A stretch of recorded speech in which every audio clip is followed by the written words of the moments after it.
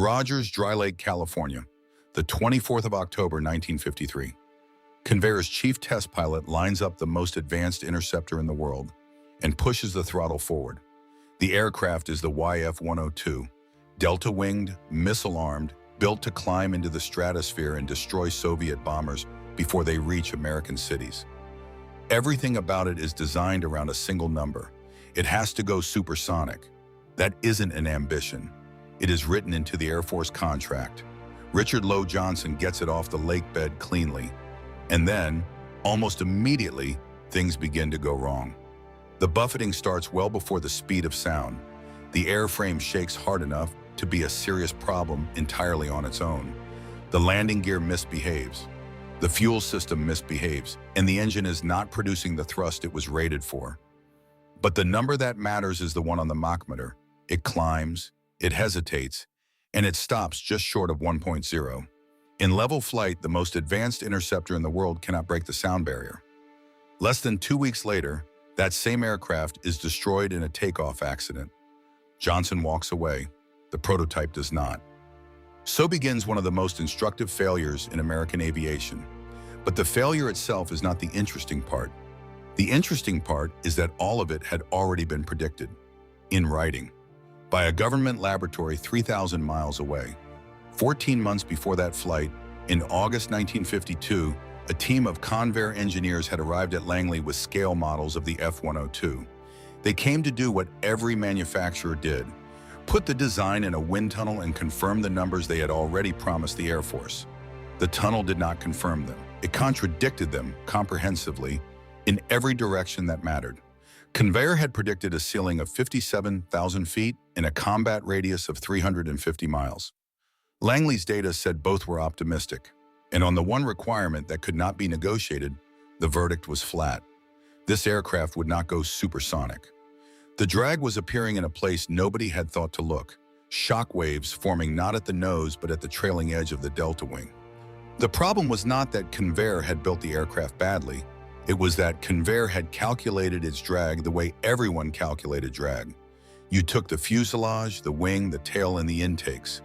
You worked out the drag of each, you added them together. Below about Mach 0.8, that works. Approaching the speed of sound, it stops working. And by the time Convair's models went into that tunnel, Langley already knew why. 1 month later, in September 1952, the NACA issued a confidential research memorandum. Its title was deliberately boring: a study of the zero-lift drag-rise characteristics of wing-body combinations near the speed of sound. Inside it was the solution to the F-102's entire problem. It was classified, but it was circulated to cleared manufacturers. Convair was a cleared manufacturer, which raises the question this episode actually exists to answer. They were told. So why did they build it anyway? The first reason is that the Delta wing was not just a design choice for Convair, it was the company's identity. They had inherited German Delta research after the war, built the XF-92A around it, and staked their future on the shape. Being told the Delta was the problem was not a technical correction. It was an attack on the premise of the whole company. The second reason was money already spent. The F-102 was being built under a production plan that deliberately skipped the prototype stage. Tool the factory first. Build production aircraft from the start. Fix the faults on the line as you find them. On paper, it compresses years into months. In practice, it means that when a fault appears, it has already been reproduced across dozens of airframes. And the third reason was the clock. The F-102 was not a standalone fighter. It was one component of a continent-sized machine. It was designed to plug into SAGE, a network of radars and computers built to detect a Soviet bomber and steer an interceptor onto it, half automatically. The network was being built. The radars were going up. Something had to fly out to meet the bombers, and the schedule did not care about drag. So while Convair pressed on, the answer sat 2,000 miles east, in the hands of a man in his early 30s who worked mostly on instinct. Richard Whitcomb had come to Langley in 1943 and never left. Colleagues described a man who would sit for hours, feet up, smoking, thinking about air. He had access to the new 8-foot high-speed tunnel, which could run reliably up to about Mach 0.95. And in that tunnel, he kept meeting something that made no sense. Shock waves were forming on his models at speeds far below the speed of sound, sometimes as low as Mach 0.7, well under the barrier, and the airflow was already behaving as though it had been broken. The drag that came with them was far higher than adding up the components could ever explain. He could measure it. He could not account for it. In late 1951, the laboratory hosted a talk by Adolf Busemann, a German aerodynamicist who had proposed swept wings back in 1935 and had come to Langley after the war. Busemann talked about how air stops behaving like an ordinary fluid as it approaches supersonic speed. It no longer parts smoothly around a shape. It moves, he said, as though it were traveling in rigid tubes, pipes running past the aircraft, not a fluid parting around it. For most of the room, it was an interesting lecture. For Whitcomb, it was the missing piece, and by his own account, the answer arrived all at once. If the air travels in pipes, then it cannot see the fuselage and the wing as separate objects. It only registers how much room the whole machine occupies.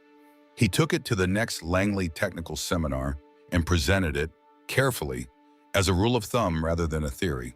The reception was cold. John Stack, who ran the division and had a Collier trophy of his own, was skeptical. Without his approval, there would be no tunnel time. Then Busemann stood up. Some people, he said, come up with half-baked ideas and call them theories. Whitcomb comes up with a brilliant idea and calls it a rule of thumb. Coming from Busemann, that settled it. Stack approved the tests. The whole of what follows turns on one man in an audience choosing to speak. Through the autumn of 1952, he ran the experiment. Bodies that looked completely different from one another, but built to have exactly the same cross-sectional area at every station along their length. If shape mattered, they would behave differently. They did not. Their transonic drag came back almost identical. Shape, it turned out, was almost irrelevant. What governed the drag was how the total cross-sectional area changed from nose to tail, and any abrupt jump in that area produced an enormous penalty. The air, moving in its rigid tubes, could not accommodate a sudden change, which located the culprit precisely. On a conventional aircraft, the wings are the discontinuity, where they meet the fuselage, total cross-section jumps. You have spent decades refining the shape of the wing and the shape of the body, and the drag was never really about either of them. It was about the join. And the fix inverts everything intuition tells you. You do not add power. You do not sharpen the nose. You take fuselage away. You remove material from the fuselage exactly where the wing is adding it, so the total area rises and falls in one smooth curve. This is the area rule. In the tunnel, it cut the drag rise near Mach 1 by roughly half. Not an improvement. A different category of aircraft. That was the September 1952 memorandum. The one with the boring title, sitting in the safes of cleared manufacturers, including Convair, more than a year before the YF-102 flew. It was not embraced. The industry had committed tooling, schedules, and reputations to shapes it had already drawn. It took a prototype failing publicly and then destroying itself on a lake bed before the argument was over. After October 1953, Convair's engineers went to Langley in a different frame of mind. They examined Whitcomb's data properly, and this time they accepted it. The redesign ran through the first half of 1954, and calling it a modification undersells it considerably.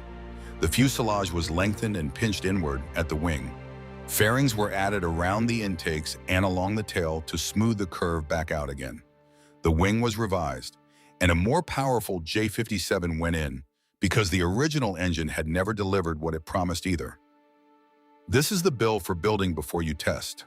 Every one of those changes had to be pushed back through a factory that was already producing the old shape. On the morning of the 20th of December 1954, the rebuilt aircraft flew, designated YF-102A. Same program, same factory, a visibly different machine. It went through the speed of sound. The aircraft that could not reach Mach 1 was now roughly 25% faster than the design it replaced. The Air Force ordered 870 of them.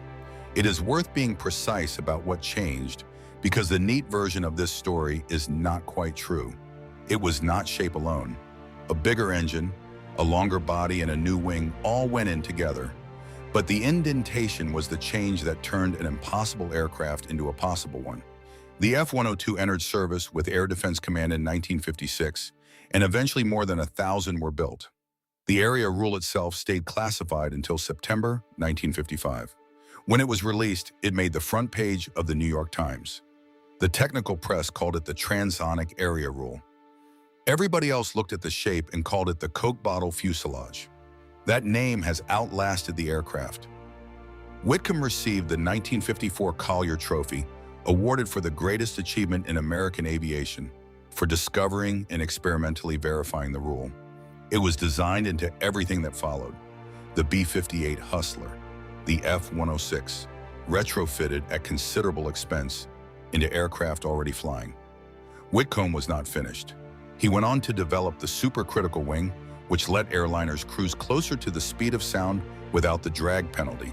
And then the winglet, the upturned tip you can see from a window seat on almost any airliner flying today. 3 ideas, all 3 still in use. The F-102 served for roughly 2 decades and never once did the job it was designed for. No Soviet bomber fleet ever came. The network it was built to serve was dismantled. The threat it was built to answer never materialized in the form anyone expected. What survived was the thing nobody was trying to build. A rule about how much room an aircraft is allowed to take up and how gradually it may do it. It is in the fairing where the wing meets the body of the aircraft you last flew on. Arguably, it is in the hump of the 747. The lesson underneath it is older and less comfortable. Convair was told in writing by people who had measured it more than a year before the aircraft flew. The information was not missing. Acting on it would have meant admitting that the tooling was wrong, the schedule was wrong, and the shape the company was built on needed cutting into. That is usually the harder part. Not finding the answer, agreeing to pay for it. If you enjoyed this story of flight, subscribe to Wings and Stories. New aviation history episodes several times a week.